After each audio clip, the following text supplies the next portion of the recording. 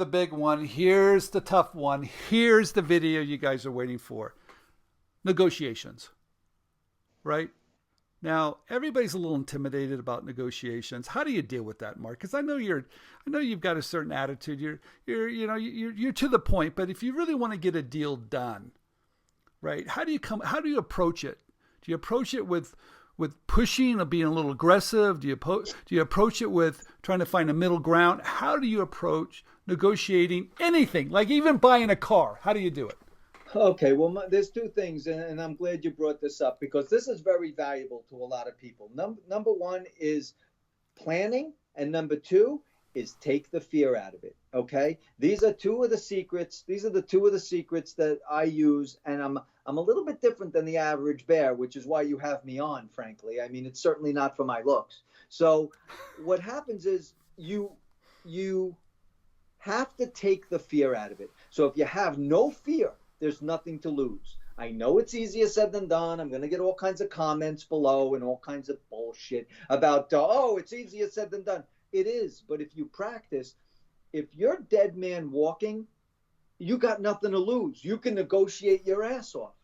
The minute you're fearful, you change your behavior, All right. and you cannot win. I want to talk about that for a minute. So you're saying, and I think what you're saying is you have to be able to walk from a deal.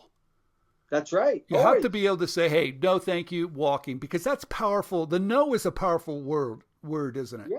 Uh-huh.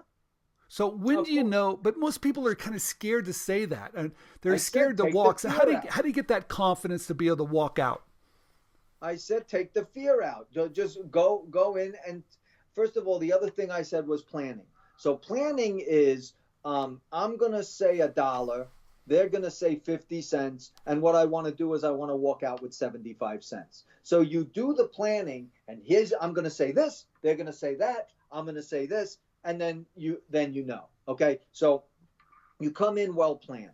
Okay. Sometimes things come off the rails. I'm not going to say no, but they do. But the planning, that's number one. Number two, when you go in and you're fearless, or you've squashed the fear as much as possible. Some people are fearful to begin with. Some people are fearful to go to the bathroom. I mean, it's just in their DNA.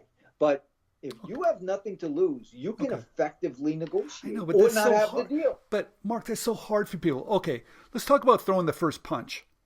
Sure. Okay, we're talking about, we want to find a certain price point. They're going to be probably a little low. You're going to be a little high. How do you throw that first punch, not to kind of insult the person, or do you insult them? What's your strategy with that?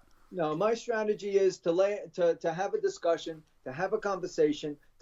It's a mini sales pitch. So you're basically showing them, you didn't, buying a company. Okay, you went in, you didn't do so well last year, and these are the numbers and this and that, and then based on that, it's going to take an awful lot of work for me to get it to where it needs to be, and it's going to take money and time and all that, and you're going through all of the reasons why you want to offer what you offer. Okay. After you've laid the groundwork, then come in with your reasonure offer. Don't be an asshole. Don't start yelling out stupid stuff. Don't try to buy a Bentley for $20. I mean, if you're coming in and trying to buy a Bentley and you have $100, you're kidding yourself too. So you have to be. I like what you're saying. Everybody's listening. This is really important. He's setting the situation. He's framing the negotiations. Mm-hmm. Right? He's kind of. It's almost a reverse sales pitch. It's what has to happen and why you're going to be offering what you're going to be offering. Okay. Then once you feel satisfied internally that you've set the table appropriately, then you drop your number. Okay, so let's take this information and apply it to negotiating a licensing agreement, negotiating a royalty rate. Right. Okay. I'm an inventor. I've got a prototype. I filed for a patent. I've spent way too much money, by the way, but I'm never going to recoup that. I know that. I want to, but they're not going to give that money to me. And maybe I have CAD drawings. Maybe I even have some sales, right? I can take away a little bit of risk. Yeah. Can I use that? I can say, hey, let's play act here for a minute. I'm the inventor, and you're a company that's going to license my idea. I come to you and say, hey, Mark, first of all, I'm really happy to be working with you. I think you're the right company, and I feel like this is going to be a great opportunity for both of us. I think my invention, it's new. There's nothing else like it. It's got a point of difference. I understand manufacturing a little bit. We can get the price down a lot, so there's a big profit margin. I've even done my intellectual property protection, so I filed a PPA. I even have a trademark for us, right? I've got that. I even have a URL that might be helpful. And I've got everything for you to be more successful when you license it from me. And that's why I don't want that typical 5% royalty. I really want maybe 9.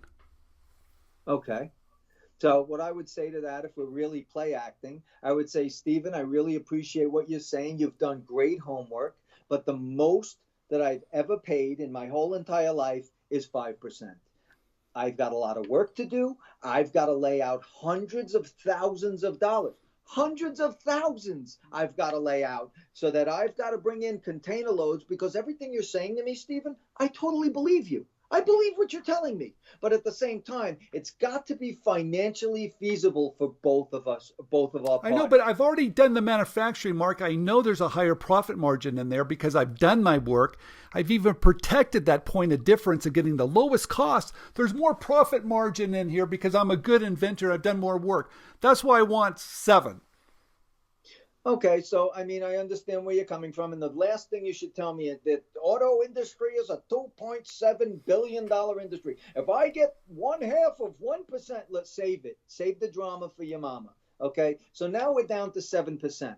Okay, if I really think the deal is phenomenal, I'm going to split the difference at 6, and if you don't take it, I'm going to walk. Okay, all right, fair enough. Okay. So you went from 5 to 6. I went from 9 to 6. Everybody can live. I'm going to lay out a shit ton of money, and we're both going to make a lot of money. And you're going to say thank you. And that's what we're going to do. But do you see what the attitude is? You see, I really like what you said, because you gave me the perspective of what I needed to make my argument of what I'm asking for. And you came back to say, hey, look, I've got some expenses. This is what I have to do. And this is my argument. And then you somehow get to where you need to be. Exactly. But but if you came in, you were smart. You came in at 9, right? I came in at 5, right? So right there, you set your fucking basement at 5. But let's say I do this now. Now, let's change it up. I go, all right, this is very fair. We knew the 7, but Mark, I've got another deal on the table here. Okay. All right. And I'm not trying to leverage you. I'm not trying to force you to make anything, but I've got some interest. You like it. Some other people do too. But, sure. Maybe 7.5. Okay, Stephen, I appreciate that. Go get you 7.5. Best of luck. Take care. Right. And the problem is, I'm fearless. You get it? That's where the fearless comes in. Now I've just put you between a rock and a hard place. Okay. To say, if you're lying, you just got caught. If you're not lying, go get your 7.5. Maybe he's only going to generate $1 million in revenue, and I'm going to generate $5 million in revenue. So you just fucked yourself because you had to go chase a fake. Mark, how do you feel? I mean, there's a certain point when you're negotiating, maybe a little sense of humor, maybe being tough. I love it. I always use sense of humor. Always. But what's the point of where you're pushing too hard? Is there a point where you maybe you're asking for too much, you're pushing? How do you know when you hit that wall a little bit? Can you tell do you tell in an email? Do you tell in the phone call? Do you look at someone's eyes? How do you know when you've gone too far? Well, I can't tell you that because my intelligence is off the charts, and I know what you're thinking right now. I have that ability. I have, my intelligence is medium, but my intelligence is off the charts. So for a person with no intelligence, he's just going to have to, or she's just going to have to look for the point where it gets uncomfortable. Okay. Once it gets uncomfortable, I mean, anybody can tell when it gets uncomfortable, but I can see it coming. But if it gets uncomfortable and then the guy digs his heels in, first of all, you're not going to move him. Then you're going to piss him off, and then the deal's going to die. Okay. So, but if you don't care, fearless, then do it. But I do care because I want to keep the relationship going. I'm an inventor. I'm going to come back to you again, so I don't want to irritate you, but I want to be tough at the same time. How important is it? I know we talked about the power of no, but how important is it for me to say, all right, Mark, let me get back to you? Okay. And I let it sit for a week. Does it irritate you? Or does it send a message, well, this guy maybe got another deal here? What does it do in your mind? It makes me think that you're an indecisive turd burglar. And then I go, you know what? This fucking guy can't make a decision and he can't decide his way out of a paper bag. I don't even know if I want to do the deal now. Okay. All right. Because when you ask me something, I can make a decision on the spot. I am in the decision-making business. Bang, bang, bang, bang. Make decisions. Let's go. Some are good, some are bad, some are medium. But make a decision. What happens is the worst thing you could do to me is act indecisive. You're entitled to think about it. But in the next day or two, you better get back to me and say, I thought about it. I'm in the middle of a deal right now. I laid out what I wanted to buy it for, and the guy said, let me get back to you. We're on day number 2. If it goes beyond day number 2 and he calls me back on Monday, he better have a hell of an excuse or a hell of a reason to get back into the deal with me. This is just me. You're interviewing me. I don't know what other people think, but I'm telling you, I do this every single day. So this is how I do it. So I'm not for everybody. This tomato. No, but I think what's interesting, the tips that you provided were really good today. But I give you a look behind the curtain because I don't care. I'm going to tell you exactly what I'm thinking. No, and I appreciate that. And I know our audience does too. All right, Marc, thank you very much. Good stuff. We're going to have you back again. You're the real deal. Thank you very much. Subscribe down below, everybody. Thanks, Stephen. We're all done.